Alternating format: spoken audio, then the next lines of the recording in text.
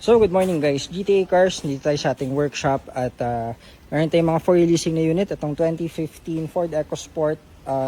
Napacheck natin yung mga checklist natin bago i-release. Tapos papadetail na natin to. Na-test drive natin to, transmission, kompleto na lahat. So, ito yung mga up next natin na releasing. Ito yung medyo semi-loaded. Naka DRLs na rin, mga fog lights. Tapos nakaporma na may mga side stepper. Yung mga accessories na rin. So, medyo pogi na rin guys. May bushwhack. Tapos sa loob is, malinis lahat. Papatanggal lang natin itong seat cover kasi naka-custom sa previous owner. So, isa sa mga releasing natin. Then, ito rin is, papalitan lang natin yung heater hose. Tapos na rin to everything. Ayan. So, may konting leak doon. Na-identify na nila yung problem. At papalitan natin yung upper heater hose.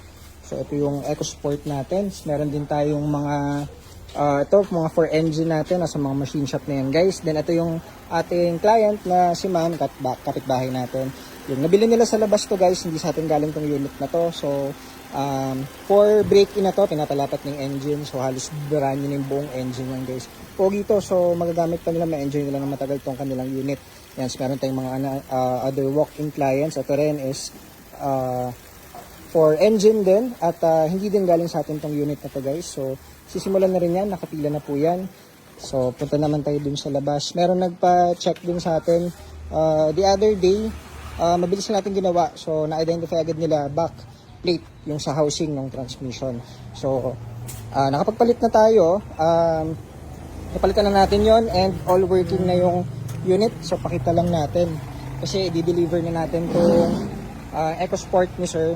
Babalik natin sa office, sa showroom. So, pakita lang natin yung backplate. Tsaka lahat dito guys is pinapalitan natin.